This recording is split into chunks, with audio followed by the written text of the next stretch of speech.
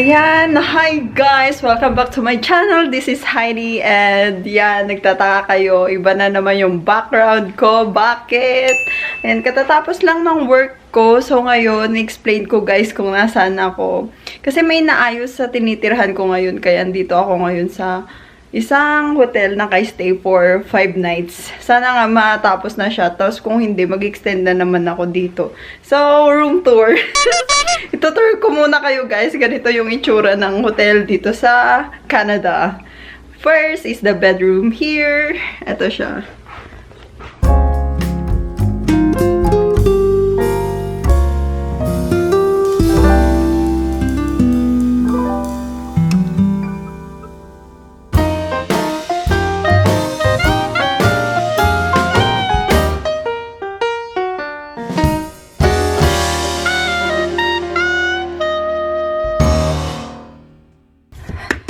Kailangan ko ayusin yan. And that's me. Ayan, hi! Ano to pang stress? Pasensya na guys sa eye bags ko. Ayan, kagagaling ko lang sa work. Ayan. So, ganito yung itsura ng bed nila guys. Ayan, masanay na kayo. Madami talagang unan. And this is the living room. Ito, dala ko yun yung white doon. Kasi pag nanonood ako ng Netflix, para maginaw, kailangan ko yan. And here's yung incense stick ko, my phone, and my journal. And it's 10:14 p.m. Ayan. And here's the kitchen. Ayan. My key card. Siyempre, yung vitamins ko, hindi mawawala yan. Multivitamins. May water. Dala ko yan. Ito, dala ko. Tapos ito yung baunan ko ng tubig. Coffee maker. Ito yung lutuan. Di na ako magluluto kasi yung free breakfast naman dito. Tsaka yung microwave. And the ref. Walang i-ref tour, guys. Ayan. Milk. Yan ang laman. Tapos dessert ko kasi mahilig ako sa dessert. So, wala. Ayan. This is the may bag. Ayan na. And this is the hi na naman. Ayan, ito yung CR. So, kung kailan mag-relax. Yan yung top. Yan, guys. Ito yung salamin. Hi! Ayan. Tapos, syempre, may nakalagay dito kaninang mga conditioner, shampoo, tapos lotion. Tinanggal ko. Ito naman yung gamit ko eh. Tinanggal ko siya guys. Ito lang. Pag sa umaga, sunscreen, lipstick ko, eyebrow, yung pabango ko. Maliit lang kinuha ko kasi ilang days lang naman ako dito. Tapos ito yung skincare ko. Ayan. And the shower. Ito. Doon yung... Ayan lang. Ayan lang, guys. So, ayan. Room tour. Room tour. Ganun yung itsura ng hotel dito sa Canada, guys. Yung pinaka-the best na na-stayhan kong hotel is sa Shangri-La Hotel sa Mactan.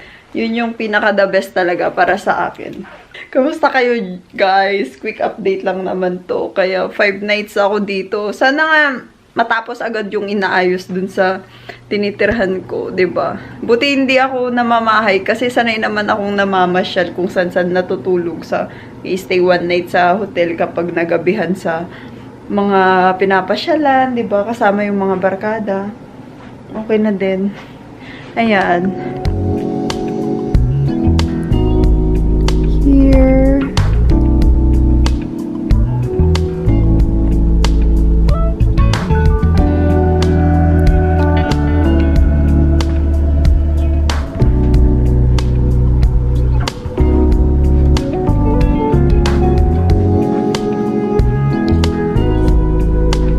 Ayan, may TV din pala dito, guys. Ayan.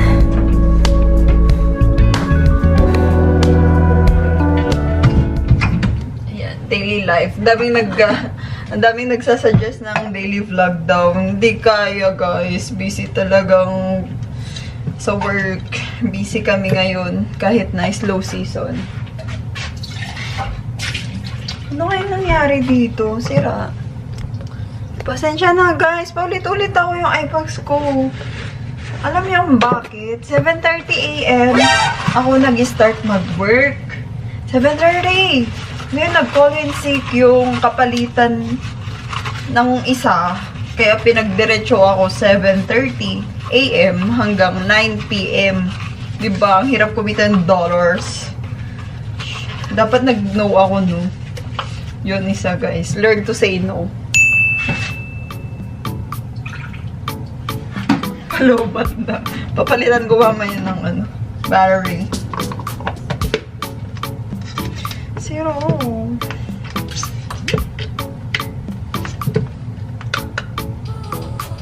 Yay! Pwede na. Ayan. Nangyari. Hinuhugasan. Pag may humidifier kayo, guys, dapat every 2 days nyong hinuhugasan yung humidifier nyo. Hinuhugasan ko naman to, Linagyan ko kasi siya ng essential oil, yung eucalyptus. May benefits kasi pag gumagamit ng humidifier while you're sleeping. Okay ba yung room, guys, sa inyo? Comment down below, diba? Ito ay uploaded last week. Yung first snowfall na naman dito sa Whistler. Yun, kung nakita nyo, 5 seconds lang ata yun or 15 seconds na in-upload ko, guys. Yun. Kaya pa-winter na dito. Kung may mga gusto kayong, curious kayo about sa life dito sa Canada or daily life nga, sinusubukan ko namang mag-vlog daily pero busy pa, guys. So, anong gusto nyo bang malaman about Canada? Kung paano yung sa IELTS, diba? Sinabi ko na di pa ako nag-IELTS. So, panoorin nyo yung ibang videos ko, guys, about my Canada pathway. Yun, guys. Kung about sa tipid tips, gagawin natin yan. Guys, thank you. Malapit na tayong mag 10,000. Yay!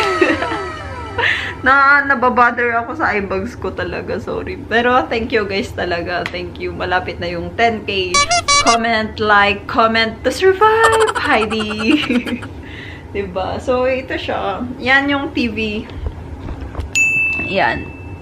Di naman ako mahilig mag-TV. Netflix lang ngayon pag gusto mong mawala yung stress or gusto mong magpalipas ng pagod mo. Palipas ng pagod. Mawala yung pag nagpapahinga ka, diba? Netflix content, documentaries, love, romance, movies. Ganon. Sa mga kapwa kong OFW dyan, hello, diba? Ang hirap mag-isa, malayo sa pamilya, guys. Tibayan lang natin ang ating loob. Tayo? Lakas? Magpaka-strong. Magpaka-strong tayo, guys. Kaya natin to. Ang hirap talaga mag-isa. Grabe. Alam nyo. Di ko din alam. Minsan nakaupo lang ako sa sofa. Kaganyan lang ako. Tapos mamaya umiiyak na ako. Yun lang siguro pag yung pagod ka. Tapos you will deal with other persons. Pangit na ugali. Then, na minsan kahit na mabait ka. Ganun. Inaano ka pa rin. They treat you bad pa rin. Tapos, yung parang feeling mo lahat ng ginagawa mo minsan hindi tama. Parang laging mali, ganun. Minsan magbre-breakdown ka na lang eh. So, pag ganun, guys, hanap kayo ng makakausap nyo. Kahit isa lang mother nyo, father nyo, sister, your brother, or your best friend if you have. I don't have a best friend. So, or a friend, a trusted friend, kahit isa lang na makakausap nyo. Someone who's willing to listen. Yun lang. Kailangan nyo lang kasi nang may makikinig sa inyo eh. Yun lang, guys. Grabe. Magpakatatag lang kayo kasi binibigay lang yung mga pagsubok na yan to strengthen you. Para mas lumakas ka, tumibay ang loob, ganon. Ito hindi ko lang sinasabi to para sa inyo, guys, kundi para sa akin din. Message ko din yun para sa sarili ko. Kasi minsan kahit na napakatibay ko, kahit na sa labas, ang lakas-lakas ko, minsan talaga mapupunta ka sa point na napaka-down mo, yung parang napakahina mo, diba? Yun lang. Ayun lang guys. So, thank you guys. Happy 10K! Ayan, I claim it. Malapit na yung happy 10K subscribers. Like, comment to survive. Heidi guys. Bye!